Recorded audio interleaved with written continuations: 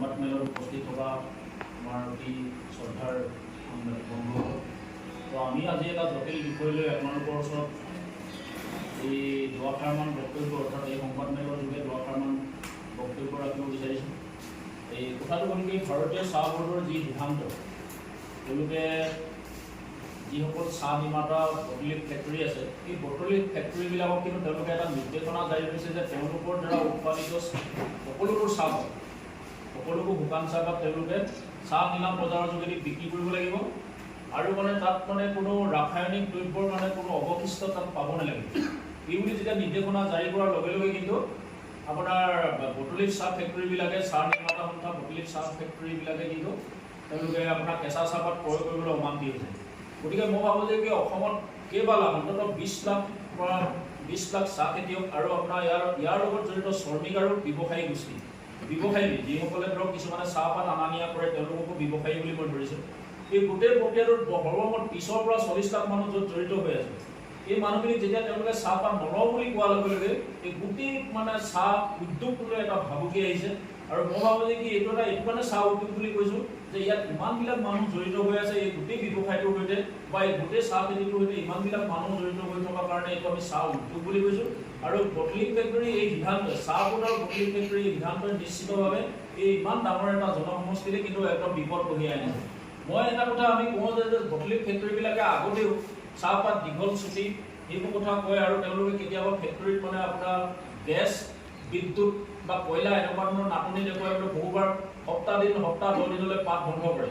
পাত বন্ধ কৰাৰ পাছত তেওঁলোকে কয় কি যে আমাৰ এতিয়া পাত ল'ব পৰা অৱস্থাত নাই। তাৰপিছত তেওঁলোকে আকৌ ফেক্টৰী খুলি দিয়ে। খুলি দিয়াৰ পিছত পাতটো ভিৰ মাৰে আহি, কাৰণ 10 দিন বা সপ্তাহ দিন ৰৈ যোৱাৰ পিছত পাতৰ গছত বা বাগানত পাতৰ সংখ্যাটো বাঢ়ে, কুমলীয়া পাতৰ সংখ্যাটো। তেতিয়া যেতিয়া পাতৰ সংখ্যা বেছি বা পাত বেছি অহা অজুহাত দেখুৱাই তেওঁলোকে পাতৰ দাম কিন্তু একেবাৰে পানী হোৱাত পাত ল'বলৈ বিচাৰে। গতিকে আমি গোটেই প্ৰক্ৰিয়াটো আমি তীব্ৰভাৱে বিৰোধিতা কৰিছোঁ আৰু আমি নিৰ্যাতন বিৰোধী ঐক্যমঞ্চৰ বিৰোধিতা কৰিছোঁ। আৰু এইটো কথা আমি স্পষ্টভাৱে কৈছোঁ যে এতিয়া কিন্তু তেওঁলোকে ঠিকেই যে আন্তৰ্জাতিক জনমত গঢ় লৈ উঠিছে যে মানুহৰ মানৱ শৰীৰৰ প্ৰতি যে ৰাসায়নিক দ্ৰব্য ব্যৱহাৰ, সাৰ বা ৰাসায়নিক দ্ৰব্য ব্যৱহাৰে যে অকণমান অসমৰ চাহ বা ভাৰতবৰ্ষৰ চাহত যে আন্তৰ্জাতিক বজাৰত কিছু নেতিবাচক প্ৰভাৱ পেলাইছে, সেইটো কথা আমি বুজি পাইছোঁ। কিন্তু কথা হ'ল কি যে আমি যদি অতি শীঘ্ৰে যদি আমি ৰাসায়নিক সাৰ বা দ্ৰব্য ব্যৱহাৰ এৰি পেলাই জৈৱিক সাৰ বা দ্ৰব্য ব্যৱহাৰলৈ আহোঁ, তেতিয়া কিন্তু অসমত তেনেকুৱা কোনো এতিয়া বৰ্তমান আন্তঃগাঁথনি নাই। আপোনালোকে চাওক যে এতিয়া আজি যদি কয় তেওঁলোকে কেমিকেল সাৰে আজি যোগান ধৰিব পৰা নাই। ইতিমধ্যে আমাৰ নামৰূপৰ সাৰ কাৰখানা বন্ধ হৈ আছে, আপোনালোকে সকলোৱে জানে। কিন্তু আমাৰ জৈৱিক সাৰ আজি ক'ত? আপোনালোকে জৈৱিক সাৰ বিচাৰিলেও এতিয়া পাবলৈ নাই। আৰু তাৰ যিটো চৰা দাম, সেই অনুপাতেতো পাতৰ দাম তেওঁলোকে বহোৱা নাই। গতিকে এই গোটেই প্ৰক্ৰিয়াটো তেওঁলোকে চালি জাৰি নোচোৱাকৈ বা আৰু এটা কথা মই কওঁ যে এতিয়া তেওঁলোকে গোবৰ সাৰেই হওক বা এটা কেঁচু সাৰেই হওক, এইবিলাকতো এতিয়া উৎপাদন ইমান বেছি নহয়, এইবিলাকৰ খুব কম। আৰু মই ভাবোঁ যে গোটেই বিষয়টো যদি ভালদৰে পুংখানুপুংখভাৱে অধ্যয়ন নকৰাকৈ যদি এই কামখিনি কৰিবলৈ যায়, তেতিয়া কিন্তু আমাৰ কৃষকসকলৰ কাৰণে কিন্তু এটা ভয়াৱহ এটা দিন আহিব। আৰু মই ভাবোঁ যে এতিয়া বহুত বাগান আছে আৰু মই ভাবোঁ যে উজনি অসমৰ পৰা আদি কৰি অসমত কিন্তু চাহ খেতিয়ে কিন্তু এটা বৰ সুন্দৰ অৰ্থনৈতিক ঘৰুৱা অৰ্থনীতিলৈ কিন্তু আপোনাৰ বৰ সুন্দৰ বৰঙণি আগবঢ়াই আছে। বহুতে মানুহে আজি আমাৰ থলুৱা যিবিলাক ডিব্ৰুগড়, তিনিচুকীয়া, শিৱসাগৰ, আমাৰ উজনি অসমৰ প্ৰতিঘৰ মানুহৰ ঘৰে ঘৰে চাহ বাগান বা চাহ খেতি বুলি ক'লেও বেয়া পোৱা নহয় বা ভুল পোৱা নহয়। এই চাহ খেতিৰ পৰা অসমৰ মানুহখিনি যথেষ্ট লাভান্বিত হৈ আহিছে। গতিকে এতিয়া মই ভাবোঁ যে অকল এতিয়াই নহয়, দীৰ্ঘদিন ধৰি কিন্তু এই বহুজাতিক গোষ্ঠীটোৱে, এই বহুজাতিক কোম্পানী বা এই আপোনাৰ বণিক গোষ্ঠীটোৱে কিন্তু আমাৰ অসমীয়া মানুহক পেটে ভাতে মৰা এটা ষড়যন্ত্ৰত তেওঁলোকে লিপ্ত হৈ আছে। যিকোনো উপায়ত খিলঞ্জীয়া মানুহৰ চাহ খেতিটো তেওঁলোকে বন্ধ কৰাৰ বাবে উঠি পৰি লাগিছে। আৰু মই ভাবোঁ যে এই যদি তেওঁলোকে আমাৰ সিদ্ধান্ত মানি নলয়, আমি অনতিপলমে তেওঁলোকৰ সিদ্ধান্ত প্ৰত্যাহাৰ কৰিবলৈ দাবী জনাইছোঁ। অন্যথা কিন্তু আমি জংগী আন্দোলনৰ কাৰ্যসূচী গ্ৰহণ কৰিবলৈ বাধ্য হ'ম। আৰু আমি কওঁ যে এইটো কেতিয়াও আমি মানি নলওঁ। আৰু মই ভাবোঁ যে তেওঁলোকে প্ৰথমতে ৰাসায়নিক সাৰৰ পৰা ৰাসায়নিক দ্ৰব্য ব্যৱহাৰৰ পৰিৱৰ্তে তেওঁলোকে যদি জৈৱিক সাৰ বা জৈৱ ব্যৱহাৰলৈ তেওঁ বাগানৰ ব্যৱহাৰলৈ যদি আনিব খোজে, এইটো কিন্তু তেওঁলোকে এটা দীৰ্ঘম্যাদী পৰিকল্পনাৰে কাম কৰিব লাগিব। অন্ততঃ জনসাধাৰণক 1 বছৰ বা 2 বছৰ সময় দিব লাগিব।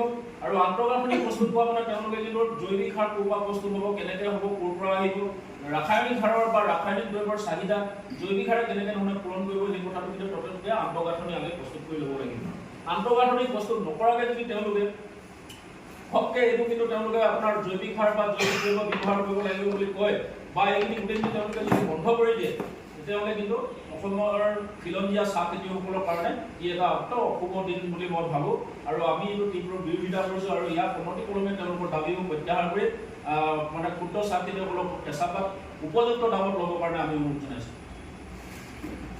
এতিয়া আপোনালোকৰ এইটো নিৰ্যাতন বিৰোধী ঐক্যমঞ্চ এইটো কি ক্ষুদ্ৰ চাহ খেতিয়কসকলৰ সংগঠন? আমাৰ আচলতে সংগঠন নহয়, মানে সকলো ধৰণৰ নিৰ্যাতন, সকলো ধৰণৰ ৰাষ্ট্ৰৰ এগেইনষ্টত ৰাষ্ট্ৰীয় পৰ্যায়ত যিবোৰ অৰ্গেনাইজেশ্যন কৰে আৰু তেওঁলোকে আমাক যে নিৰ্যাতন কৰে অসমীয়া থলুৱা মানুহক বা খিলঞ্জীয়া মানুহক তাৰ বিৰুদ্ধে আমি ঐক্যবদ্ধভাৱে মানে নিৰ্যাতন বিৰোধী মঞ্চই মাত মতা এটা অৰ্গেনাইজেশ্যন আৰু মানে আমাৰ মানে হিউমেন ৰাইটছ অৰ্গেনাইজেশ্যনে হিউমেন মানৱ অধিকাৰ সংগঠন, কিন্তু আমাৰ এতিয়া কথাটো কি নিৰ্যাতন মানে আমাৰ এনেকুৱা ধৰণৰ হৈছে যে এতিয়া আমি যিসকল মানুহ খেতি বাতিৰ পৰা বঞ্চিত হৈছে বা চৰকাৰে তেওঁলোকক আজি যেনেধৰণে এটা ব্যৱস্থা ল'ব লাগিছিলে, মইতো ভাবোঁ উজনি এতিয়া অসম মন্ত্ৰী সভাৰ কেইবাজনো বিধায়ক বা মন্ত্ৰী তেওঁলোকে কিন্তু আপোনাৰ ৰাজনৈতিক জীৱনৰ আগতে আমাৰ কাৰণে আজি আমি নিৰ্যাতন বুলি ধৰিছোঁ আৰু পাৰিবাৰিক কাৰণত বিভিন্নজনে নিৰ্যাতন হৈছে, তেওঁলোকো আমাৰ কাৰণে নিৰ্যাতিত বা আপোনাৰ বিদ্ৰোহীৰ দ্বাৰা কেতিয়াবা কিছুমান মানুহ ধৰক আপোনাৰ নমৰিবলগীয়া মানুহ মৰিছে, তেওঁলোকৰ পৰিয়ালবিলাকো আমাৰ কাৰণে নিৰ্যাতিত পৰিয়াল।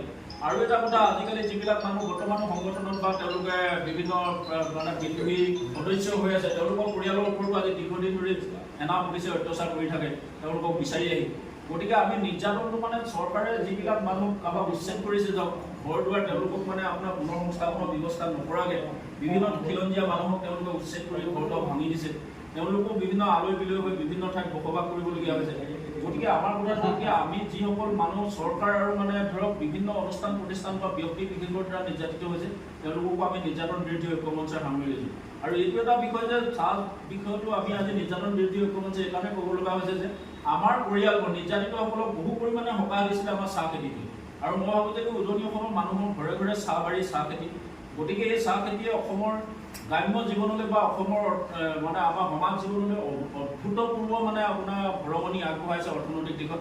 গতিকে এই চাহ খেতিটো যদি কিবা কাৰণত আপোনাৰ বহুজাতিক কোম্পানী বা মালিক গোষ্ঠী বা বিভিন্ন মানে পক্ষই যদি এই বস্তুটো আপোনাৰ কাৰোবাক মানে তেওঁলোকে ক্ষতিগ্ৰস্ত কৰে, তেতিয়া সামগ্ৰিকভাৱে অসমীয়া মানুহৰ ক্ষতি হ'ব, খেতিয়ক ৰাইজৰ ক্ষতি হ'ব। এতিয়া তেতিয়াহ'লে আপোনালোক কিমান আছে? আপোনালোক ক্ষুদ্ৰ চাহ খেতিয়ক নহয়, আপোনালোকৰ নিৰ্যাতন বিৰোধী ঐক্যমঞ্চৰ সদস্য। হয়। এতিয়া মোৰ বিষয়টো লওঁ, যিটো মটলিক কোম্পানীয়ে ইতিমধ্যে তেওঁলোকে ষ্টেটমেণ্ট দিছে যে চৰকাৰে যিটো তেওঁলোকৰ অৰ্ডাৰ দিছে সেইটো কাৰণে তেওঁলোকে চাহপাত ল'ব পৰা নাই, কাৰণ পাতখিনি ৰাসায়নিক সাৰ নিয়োগ কৰা হৈছে নে নাই সেই কথাটো নিশ্চিত হোৱাৰ পাছতে পাত ল'ব পাৰিব। তেতিয়াহ'লে এই গোটেই বস্তুটোত মটলিক কোম্পানীক দোষাৰোপ কৰি নিশ্চয় হেৰি নাই, কাৰণ চৰকাৰৰ আদেশে তেওঁলোকে পালন কৰিছে। এতিয়া কিন্তু এনেকুৱা এতিয়ালৈকে মেচিন ওলোৱা নাই যে লগালগ চাহপাতত কিমান ৰাসায়নিক প্ৰয়োগ হৈ আছে সেইটো নিৰ্ধাৰণ কৰিব পৰাকৈ যন্ত্ৰ এতিয়ালৈকে হোৱা নাই। সেই বিষয়ত এতিয়া আপোনালোকে চৰকাৰৰ বিৰোধিতা কৰিছে নে মটলিক কোম্পানীৰ বিৰোধিতা কৰিছে? আমি প্ৰথম কথা চৰকাৰকে বিৰোধিতা কৰিছোঁ।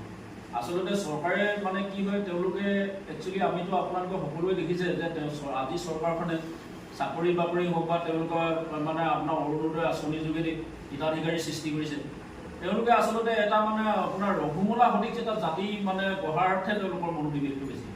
তেওঁলোকে যিটো মানে মানুহে কষ্ট কৰি মেলি খাই যিটো উৎপাদন এটা ব্যৱস্থাৰ যোগেদি যিটো মেৰুদণ্ড পোন কৰা বা আপোনাৰ এটা স্বনিৰ্ভৰশীল জাতি হিচাপে গঢ়াৰ যিটো তেওঁলোকৰ পৰিকল্পনা আৰু কাৰ্যসূচী থাকিব লাগে, এই চৰকাৰখনৰ কিন্তু তেনেকুৱা কোনো পৰিকল্পনা আৰু কাৰ্যসূচী নাই।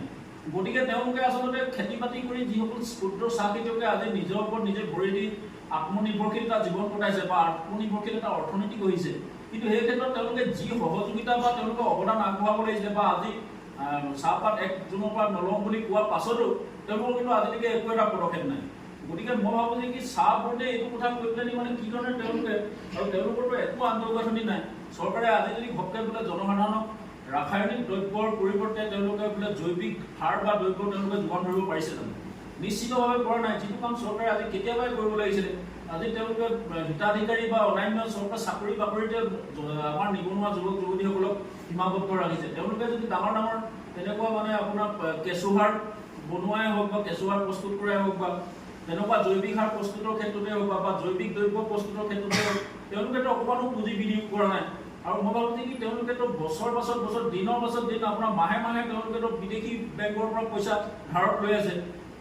আজি কোনদিনৰ আগতে তেওঁলোকে 1000 কোটি টকা লৈছে। মই ভাবোঁ যে কি তেওঁলোকে ইমান টকা ধাৰ লৈছে, তাৰে যদি 30% বা 20% যদি অসমৰ উৎপাদনী প্ৰক্ৰিয়াটোত যদি তেওঁলোকে দিলেহেঁতেন বা কৃষকসকলক যদি এটা সুপৰিকল্পিত, এতিয়া মই জানো যে কৃষকসকলৰ কাৰণে যিবিলাক পইচা পাতি তেওঁলোকে কৃষকৰ নামত দিছে, আমি দেখোঁ চৰকাৰীভাৱে 2000-3000 টকা তেওঁলোকে মানে কৃষকক ভৰাই দিয়ে, কিন্তু এতিয়া মই দেখোঁ যে সেই আচল কৃষকে পইচাবোৰ পোৱাই নাই।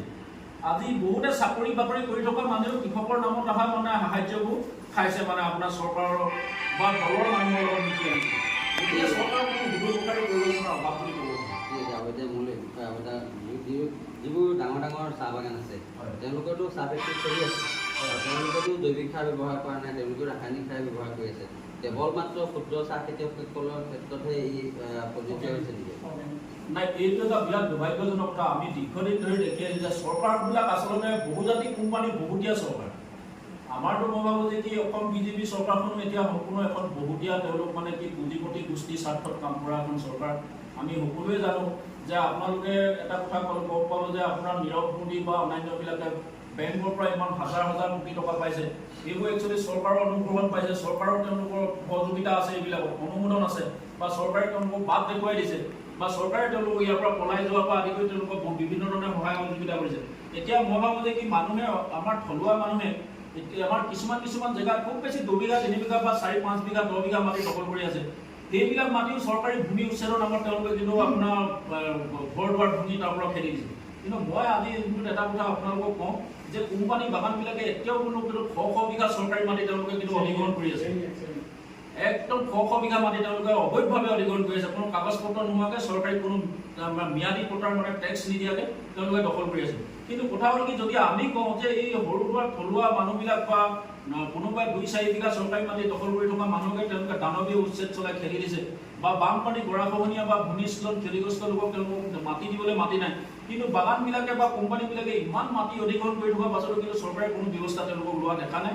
আৰু মই সেইকাৰণে কৈছোঁ যে তেওঁলোক বহুজাতিক কোম্পানী বহুতীয়া এখন চৰকাৰ, গতিকে তেওঁলোকে কোম্পানী ক্ষতিগ্ৰস্ত হোৱা বা কোম্পানীৰ স্বাৰ্থ বিঘ্নিত হোৱা কাম, কোনো ধৰণৰ কাম তেওঁলোকে চৰকাৰখনে নকৰে, আৰু এইটো এটা অত্যন্ত দুৰ্ভাগ্যজনক বুলি বিবেচিত হৈছে।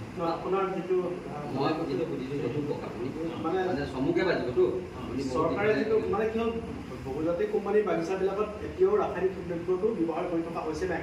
যদি হৈছে, তেখেতসকলক ব্ৰেইন নকৰি পিনে অকল ক্ষুদ্ৰ চাহ খেতিয়কসকলৰ সেইখিনি কিয় ব্ৰেইন কৰিছে, সেই কথাটো অকণমান নাই, এতিয়া মানে সেইটোৱে মই আপোনালোকক কৈছোঁ যে ইহঁতে আচলতে বহুজাতিক কোম্পানীৰ বিৰুদ্ধে কোনো ব্যৱস্থা নলয়। চৰকাৰখনে আজি বটলিপ কোম্পানীৰ যোগেদি তেওঁলোকে বটলিপ কোম্পানীবিলাকেতো আমাৰ ক্ষুদ্ৰ চাহ খেতিয়কসকলৰ পাতহে নলব কৈছে, কিন্তু তেওঁলোকৰ ডাঙৰ ডাঙৰ বাগিচাবিলাকেতো এতিয়া ইতিমধ্যে তেওঁলোকে প্ৰস্তুত কৰিয়ে আছে। কিন্তু এটা কথা হ'ল নিষেধাজ্ঞা লৈছে, আৰু মই ভাবোঁ যে কি এইটো এটা ডাঙৰ